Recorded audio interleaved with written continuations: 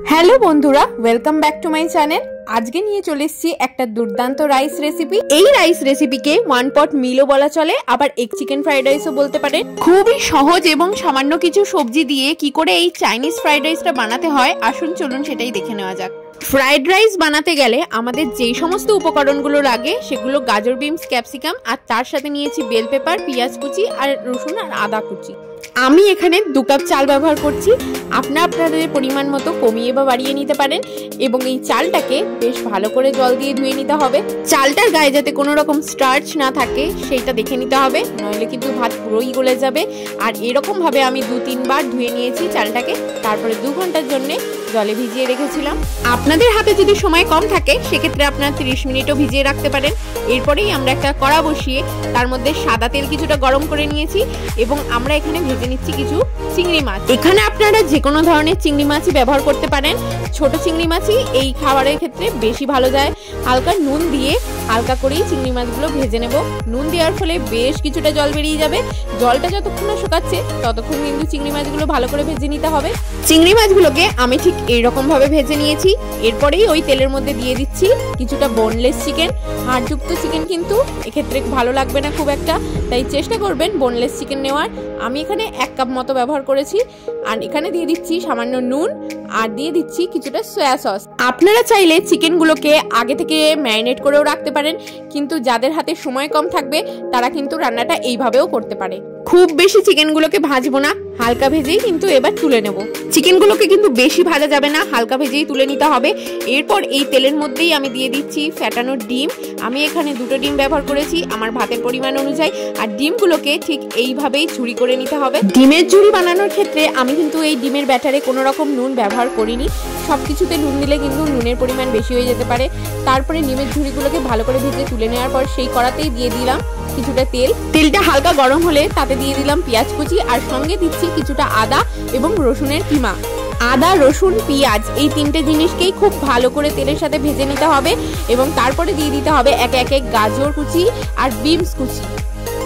যেহেতু গাজরটা সেদ্ধ হতে একটু সময় লাগে, তাই গাজরটা আমরা প্রথমেই দিয়ে নিলাম আর বেশ কিছুক্ষণ ধরে নেড়ে নিলাম। তার মধ্যে দিয়ে দিচ্ছি এবার সব রকম বেল পেপার।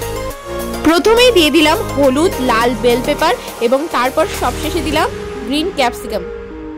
সবগুলো দিয়ে তারপরে ভালো করে একবার মিশিয়ে নিতে হবে। এই সময় কিন্তু গ্যাসের ফ্লেম থাকবে একদম হাই।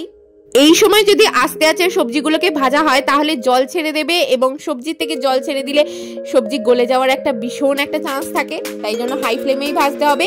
এবং তারপরে পরিমাণ মতো নুন এবং চিনি দিয়ে দিতে হবে কিছুক্ষণ ভাজার পর। পরিমাণ মতো নুন চিনি দেওয়ার পরই আমাদের ভেজে রাখা চিংড়ি মাছ, চিকেন এবং ডিমগুলোকে দিয়ে দিতে হবে এবং হালকা হাতে এটাকেও ভেজে নিতে হবে। সবকিছু ভালো করে মিশে গেলে তারপর দিয়ে দিতে হবে টমেটো সস। আমি এখানে 2 চামচ মতো টমেটো সস ব্যবহার করেছি এবং তারপরেই দিয়ে দিচ্ছি ডার্ক সয়া সস। আমি এখানে 2 চামচ ব্যবহার করেছি। আর এরপরেই দিয়ে দিচ্ছি একটুখানি গোলমরিচ গুঁড়ো, আর ঝাল অনুযায়ী দিয়ে দিচ্ছি একটু পেরি পেরি মশলাও, যাতে খেতে অনেক বেশি সুস্বাদু হয়। আর সবকিছু দেওয়ার পর আমি ভালো করে আরেকবার মিশিয়ে নেব।